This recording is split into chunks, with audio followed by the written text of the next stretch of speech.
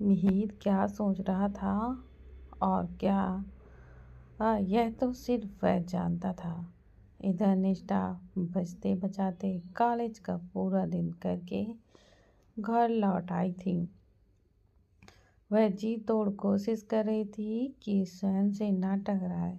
घर आकर उसने कांच पर अपना बैग फेंका और बेड पर पसरते हुए मन ही मन बोली, कहाँ फंसा दिया भगवान जी, यह सन की आदमी क्यों पीछे पीछे चला आया। उसने गहरी सांस ली और फिर बैठकर मुंह बनाकर बोली, मेरी जिंदगी में इतनी ट्रांजेस्टी क्यों है। एक सिंपल स्वीट प्यारी सी लाइफ तो मैं भी डिजर्व करती हूँ, लेकिन नहीं, भगवान को तो सब कुछ मेरे साथ ही करना होता है।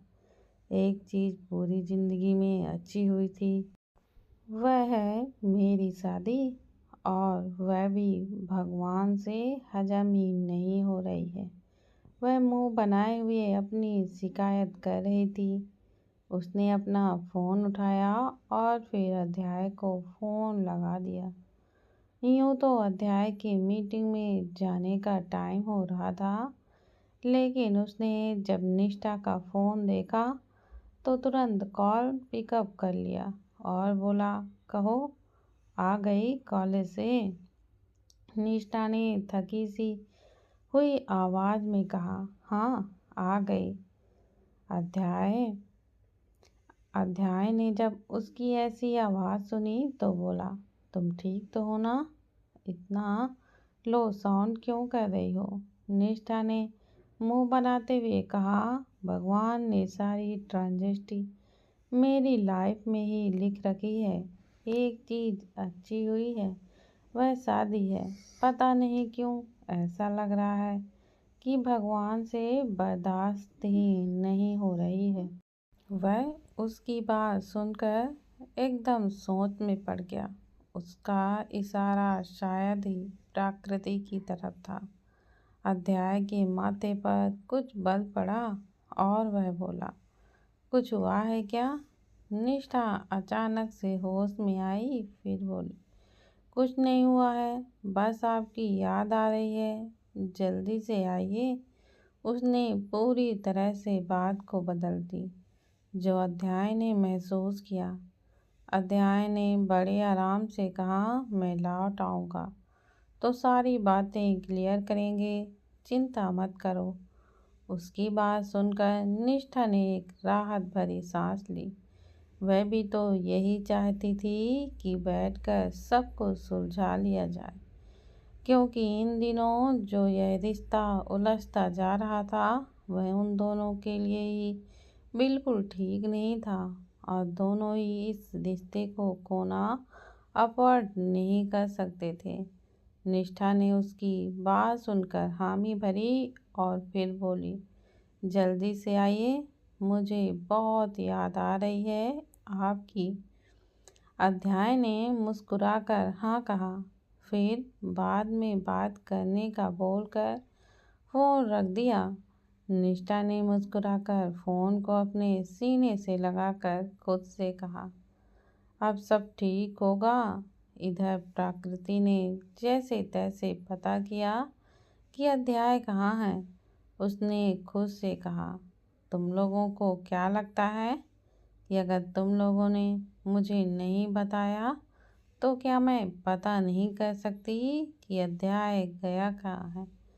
बिल्कुल नहीं, मैं उसकी परछाई की तरह उसके पीछे रहूंगी।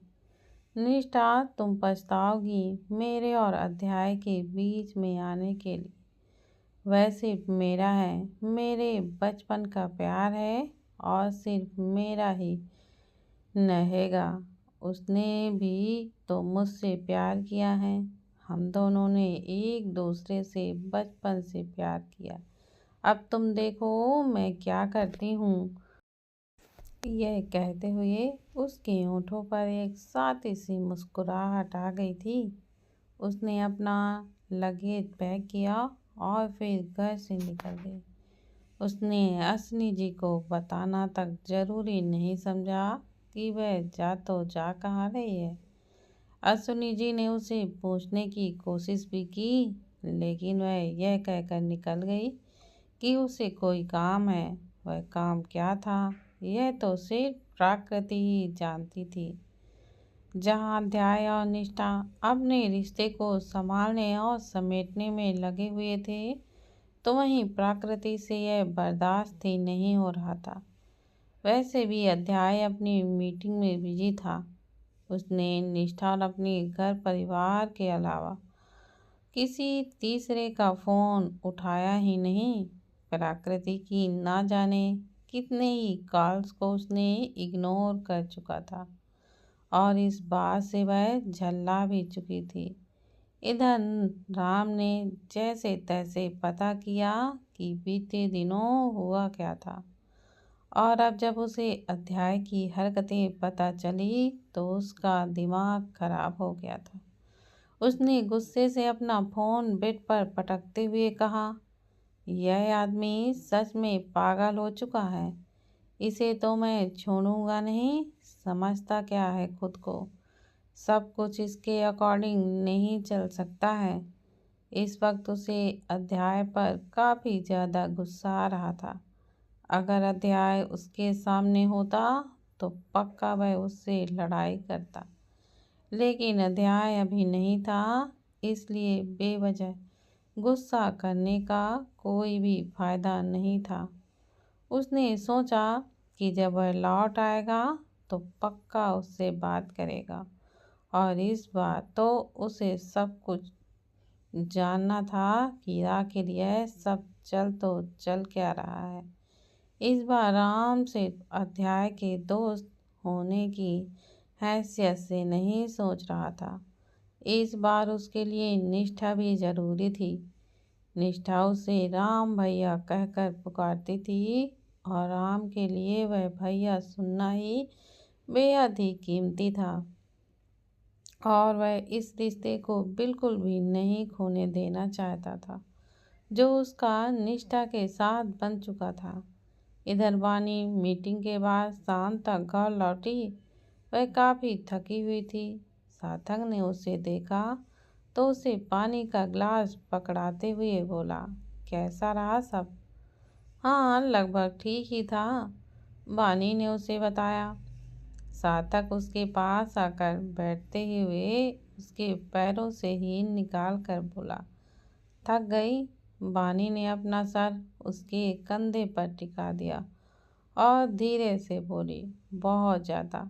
सार्थक ने मुस्कुराकर उसके सिर को सहलाकर कहा, फ्रेश हो जाओ, अच्छा फील करोगी। डिनर के बाद सो जाना आराम से। वानी ने उसे देखा और हल्के से मुस्कुरा दिया। तब आयात आते हुए बोली, आंटी आप आयात के लिए क्या लाई हैं? वानी ने उसे देखा और उसे अचानक याद आई कि आयात ने उससे कहा था कि आते हुए उसके लिए कुछ लेकर आए। वानी ने छोटा सा मुंह बनाकर कहा, सॉरी बेबी, मैं भूल गई। इतना सुनना ही था कि आयात का मुंह लटक गया। वानी को भी अब बुरा लगा। उसकी वजह से वह मासूम सी बच्ची उदास हो गई थी, लेकिन वह सच में भूल गई थी।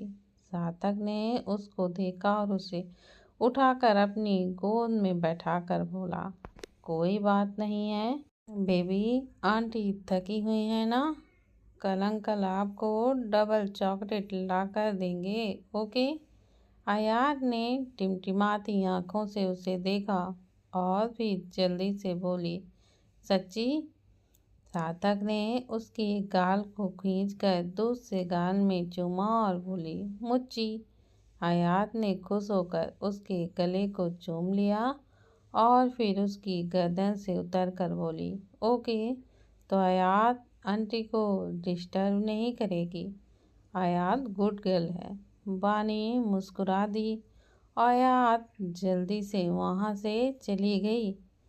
सार्थक ने उसको देखा और अपनी बाहों में उठाते हुए बोला, चलो तुम भी चलकर फ्रेश हो जाओ, फिर थोड़ा सा आराम कर लेना। वानी ने हड़बड़ा कर कहा, क्या कर रहे हो? कोई देख लेगा। सार्थक उतारिए मुझे। लेकिन सार्थक पर उसकी बात का कोई भी फर्क नहीं पड़ा। वह आराम से उसे लेकर अपने कमरे की तरफ बढ़ गया। उसने फिर से सार्थक को कहा, उतार दो, कोई देख लेगा तो अच्छा नहीं लगेगा। सार्थक ने आगे बढ़ते हुए बड़े आराम से कहा, देखता है तो देखने दो। आफ्टर ऑल अपनी वाइफ को उठाया है, किसी और की थोड़ी ना उठाया है। सार्थक ने बड़े आराम से कहा। बानी उसे हैरानी से देखने लगी। यह आदमी कुछ ज़्यादा ही बेशर्म था। यूं तो सार्थक से ज़्यादा इंट्रोवर्ट कोई नहीं था। वह सिर्फ अपने काम पर फोकस रखने वाला इंसान था। लेकिन हाँ, इसमें एक चीज़ यह भी थी कि बानी के लिए अपना प्यार साबित करना उसके लिए कोई नई बात नहीं थी। सार्थक ने उसे आराम से लाकर बेड पर लिटाया और बोला, आराम से थोड़ी देर बैठो, उसके बाद चेंज करो और थोड़ा आराम कर लो, फिर साथ में डिनर करेंगे। यह बोल उसने बानी के माथे को चूम लिया। बानी उसे देखने लगी तो वह मुस्कुरा कर बोला, ऐसे क्या देख रही हो? बानी ने धीरे से कहा, तुम सच में बहुत अलग हो। कभी कभी मुझे लगता है कि मैं तुम्हारे साथ जबरदस्ती कर रही हूँ। यह सब तुम्हारे छोटे से दिमाग का फितूर है, बाहर निकालो इसे। वैसे भी मैं तुमसे बहुत प्यार करता हूँ, हर चीज़ से बढ़कर हो तुम। सार्थक ने उसके चेहरे को सहलाते हुए कहा, इसलिए अपनी इच्छाएं छोड़ देते हो ना? बानी ने उसकी आंखों में गहराई से देखते हुए कहा। सार्थक बड़े ध्यान से उसे देखने लगा। अचानक से उसने ऐसा क्यों कहा? लेकिन अगले ही पल वह कुछ सोच कर बोला, कोई बात को अब तक दिल से लगाए बैठे हो? बानी ने धीरे से ना में गर्दन हिलाई और बोली, नहीं, आपकी बेटी की सिफारिश है। सार्थक ने हल्के से मुस्कुरा कर कहा, बच्चे कुछ भी कह देते हैं, ज़्यादा लोड मत लो। यह बोल उसने उसके गाल को थपथपाया और उठते हुए बोला, तुम फ्रेश हो जाओ, मैं चाय लाता हूँ तुम्हारे लिए। यह बोल वह कमरे से बाहर निकल गया। बानी कुछ पल उसे जाते देखती रही, फिर गहरी सांस लेकर उठकर वॉशरूम में चली गई। जब वह फ्रेश होकर आई तो निष्ठा और अर्थ उसके कमरे में बैठे थे, और जब वह दोनों यहाँ थे तो आयात वहीं होनी ही थी। निष्ठा ने साथ उन दोनों को वहाँ देखकर बानी ने कहा, यह आज तुम लोगों की मंडली यहाँ पर क्या कर रही है? क्या चाहिए? तीनों ने एक साथ कहा, छोटी बेबी। बानी हैरानी से उन तीनों को देखने लगी कि तभी अर्थ ने एक छोटी सी गुड़िया बानी के आगे करते हुए कहा, यह देखो, यह छोटी बेबी है। आयु इसे छोटी बेबी बोलती है ना? बानी ने उस गुड़िया को देखा। वह काफ़ी सुंदर और प्यारी सी गुड़िया थी। बानी ने अपने ख्यालों को एक तरफ करते हुए कहा, हाँ, वह तो ठीक है, लेकिन यहाँ क्यों लेकर आई हो इसे? बाहर जाकर खेलो। आयात ने कहा, छोटी बेबी का एक न्यू शूज गुम गया है, बिल्कुल सिंड्रेला की तरह। क्या अब छोटी बेबी का भी राजकुमार आएगा उस शूज को लेकर? सब उसे देखने लगे। फिर सबने बानी की तरफ देखा। बानी हल्के से हंसी और बोली, बेबी, वह सिर्फ और सिर्फ कहानियाँ हैं, हकीकत नहीं। आयात का मुंह बन गया। बानी ने आयात को देखा और बोली, बाहर जाकर खेलो बेटा, वैसे भी अभी डिनर का टाइम होने वाला है। अर्थ ने आयु का हाथ पकड़ा और बोला, चलो चलते हैं। और दोनों कमरे से चुपचाप बाहर की ओर निकल गए। वाणी ने निष्ठा को देखा कि तभी निष्ठा बोली, राजकुमार कहानियों में होते हैं, ऐसे थोड़ी ना होता है। बुआ हो सकता है, हकीकत में भी। वाणी ने उसे देखा तो वह बोली, जैसे सार्थक फूफा जी। देखा नहीं, अभी आपने 0% मी लेगो है उनमें, वरना कौन सा आदमी झुक करके आपके सैंडल निकालेगा? कौन आपको बाहों में उठाकर ऊपर तक लेकर जाएगा? बताओ बताओ। निष्ठा ने अपनी बाहें नचाई। वाणी ने आंखें छोटी करके उसे घूरा और बोली, हद में रहो छोटी लड़की, वरना मेरी बारी आने पर मैं किसी के रोके नहीं रुकूंगी। निष्ठा ने मुंह बना लिया। वाणी ने हंसकर उसके सिर को सहलाया और बोली, चलो जाओ, डिनर पर मिलते हैं। उसकी हरकत पर निष्ठा ने और बुरा सा मुंह बनाया और फिर बोली, सब के सब मुझे बच्चा समझते हैं, कोई बड़ा ही नहीं समझता हूँ। यह बोलकर उसने मुंह बिचका दिया। वाणी उसकी हरकत पर हंस पड़ी।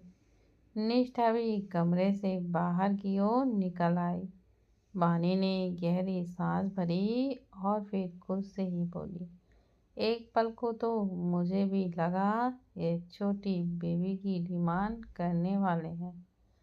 तभी सार्थक कमरे में आते हुए बोला, उसकी डिमांड सिर्फ मैं कर सकता हूँ और कोई भी नहीं। वाणी ने आंखें बड़ी बड़ी करके उसे देखा तो उसने उसे चाय का कप पकड़ाते हुए कहा, ज़्यादा ही सोचती हो, इट्स ओके यार। अब अपने दिमाग को थोड़ा रेस्ट दो, चाय पियो और थोड़ा आराम करो, ओके। वाणी बस उसे देखती रह गई। सार्थक आराम से अपने कामों में लग गया। वैसे भी बच्चों के सेमेस्टर पर सर पर थे और उसे काफ़ी काम था। डिनर के टाइम सब लोग साथ में बैठकर डिनर कर रहे थे कि तभी निष्ठा का फ़ोन बजा।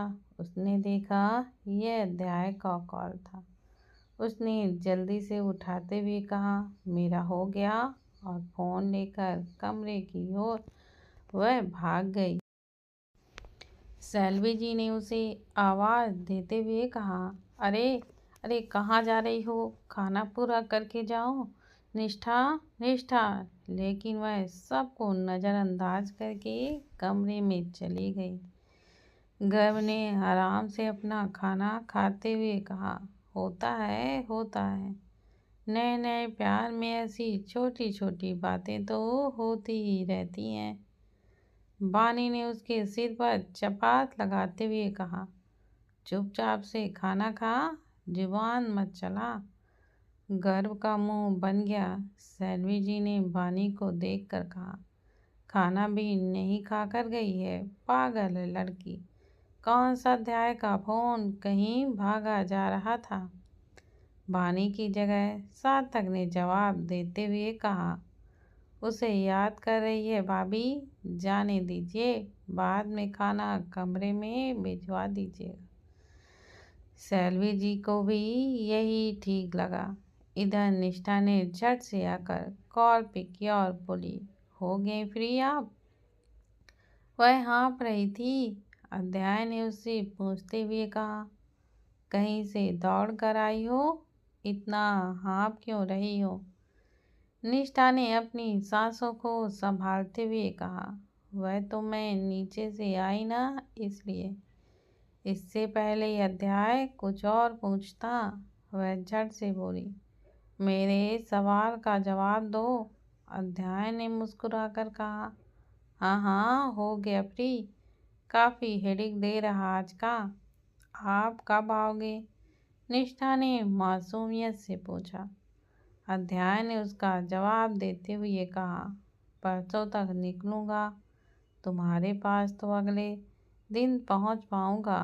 निष्ठा ने मुंह बनाया और बोली, फ्लाइट से आ जाओ, गाड़ी से बहुत ही ज़्यादा लंबा हो जाता है। टाइम भी ज़्यादा लग जाता है।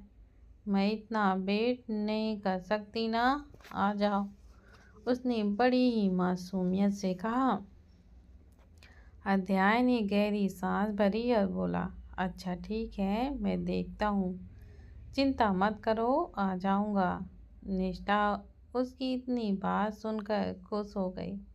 वह दोनों इधर उधर की बातें करने लगे। पूरे दिन भर में फ़ोन पर कुछ बातें करके दोनों को ही सुकून मिल रहा था। इधर प्रकृति दिल्ली पहुंच चुकी थी। इनफैक्ट उसने पता करके स्टे भी उसी होटल में लिया जहां पर अध्याय ठहरा हुआ था।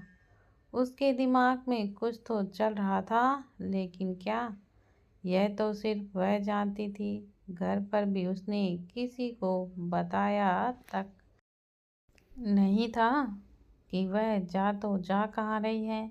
अश्विनी जी ने उसे बहुत पूछा, लेकिन वह बताने को तैयार ही नहीं थी। और अब तो वह यहाँ पहुँच भी चुकी थी। बस अध्याय से सामना करना बाकी था। अगले दिन अध्याय जैसे ही तैयार होकर अपने कमरे से निकला, तभी बगल वाले कमरे का दरवाज़ा भी खुला और एक लड़की की आवाज़ आई, अरे अध्याय, तुम यहाँ?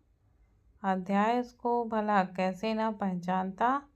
उसने पलट कर देखा तो प्रकृति थी। वह चलकर उसके पास आई और मुस्कुराते हुए बोली, व्हाट ए प्लेजेंट सरप्राइज। मुझे नहीं पता था तुम यहाँ पर हो। अध्याय ने मन ही मन खुद से कहा, यह यहाँ पर क्या कर रही है। क्या कर निष्ठा इस वजह से उदास हुई थी। तभी प्रकृति ने उसे फिर से पुकारा, क्या हुआ, जवाब तो दो। अध्याय ने बड़े ही नॉर्मल अंदाज में कहा, मेरी मीटिंग है, मुझे लेट हो रहा है। यह बोल उसे बिना कुछ और बोले वहाँ से निकल गया। प्रकृति से जाते हुए घूरती रही और फिर पैर पटक कर बोली, इस आदमी को मुझसे फर्क पड़ना कैसे बंद हो सकता है। लेकिन अभी के लिए उसे जो करना था वो तो वो कर भी चुकी थी। इधर निष्ठा अपने कॉलेज पहुंची। आज उसे उसके दोस्तों में से कोई देखा ही नहीं। वह चलकर कैंपस में आई तो वहाँ पर भीड़ लगी हुई थी। उसने झांकने की कोशिश की कि तब भी अचानक से सब लोग साइड हो गए और निष्ठा ने जो सामने देखा वह हैरान कर देने वाला था। उसके सामने स्वयं घुटनों के बल बैठा हुआ था और उसके पीछे स्वयं के आदमी एक एक रेड रोज का बुके हाथ में लेकर खड़े थे। तभी किसी ने कहा, यह तो टोटल 50 रोज बुके हैं। इनका मतलब तो यही होता है ना कि सामने वाला इंसान आपको बेहद बेइंतहा प्यार करता है। यह सुनकर तो सब हैरान रह गए। जिन्हें अध्याय और निष्ठा के बारे में पता था वह मुंह फाड़े हुए देख रहे थे, और जिन्हें नहीं पता था उनके लिए सबसे ज़्यादा क्यूट और लवलिंग मोमेंट था। वहीं निष्ठा तो हैरान सी खड़ी बस स्वयं को ही देख रही थी। नेहा ने ईशा को कोनी मारते हुए कहा, यह चल क्या रहा है। ईशा ने कंधे उचकाकर कहा, मैं भी नहीं समझ पा रही। वो मैरिड है यार। स्वयं ने निष्ठा को देखा और बोला, अब मान भी जाओ, इतना भी क्या गुस्सा करना है यार। अच्छा मेरी गलती थी जो तुमसे पूछा नहीं, और तुम भी तो बिना बताए आ गई थी ना। मुझे क्या पता था, मैंने तो तुम्हें कितना ढूंढा, अब मान जाओ। निष्ठा ने अटकती सी आवाज़ में कहा, स्वयं यह क्या तमाशा है। पहले तो उठो तुम, यह सब हटाओ इन्हें। यह कॉलेज है, भेजो इन्हें यहाँ से अभी के अभी। स्वयं ने उठते हुए मुंह बनाकर कहा, यह तुम्हारी यही हरकतें तो मुझे गुस्सा दिलाते हैं। कोई तुम्हें इतना प्यार से गिफ्ट कर रहा था गुलाब, और तुम हो कि ये बोल। उसने अपने 2 कदम निष्ठा की तरफ बढ़ाए थे कि निष्ठा ने डरकर 2 कदम पीछे ले लिए। स्वयं के कदम रुक गए। उसने अपने आदमियों को देखा और जाने का इशारा किया।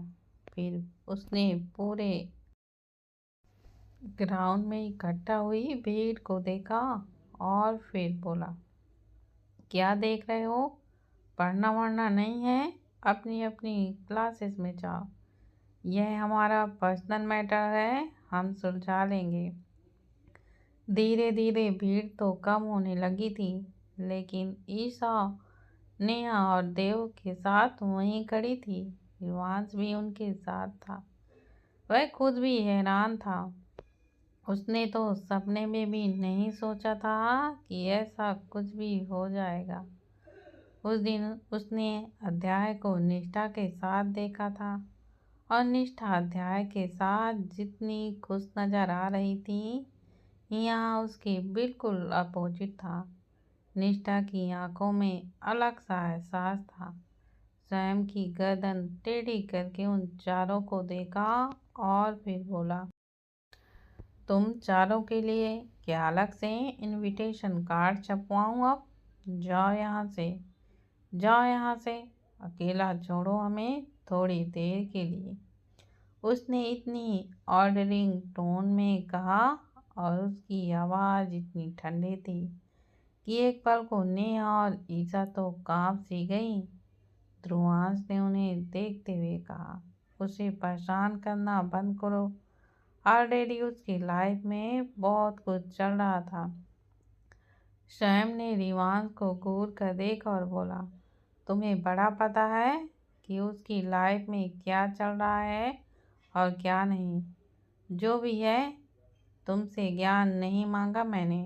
अभी के लिए यहाँ से चले जाओ, वरना मैं इसे लेकर कहीं चला जाऊंगा। फिर ढूंढते रहना अपने दोस्त को। उसकी यह बात सुनकर वह चारों ही घबरा गए। वह नहीं चाहते थे कि कुछ भी गड़बड़ हो। नेहा ने निष्ठा को देखकर बोली, तो तुरंत क्लास में आएगी इसके बाद? निष्ठा ने हाँ में गर्दन हिला दी। स्वयं ने निष्ठा को देखकर बोला, दिक्कत क्या है? मैं सॉरी बोल रहा हूँ ना। स्वयं ब्याज से सॉरी बुलवाना कुछ ज़्यादा नहीं हो गया? निष्ठा ने उसे घूरा और बोली, मैं नहीं कहा ना कि सॉरी बोलो, मुझे अकेला छोड़ दो। बस मैं तंग आ चुकी हूँ तुम्हारी इन जबरदस्तियों से। हर बात में जबरदस्ती अच्छी नहीं होती है स्वयं।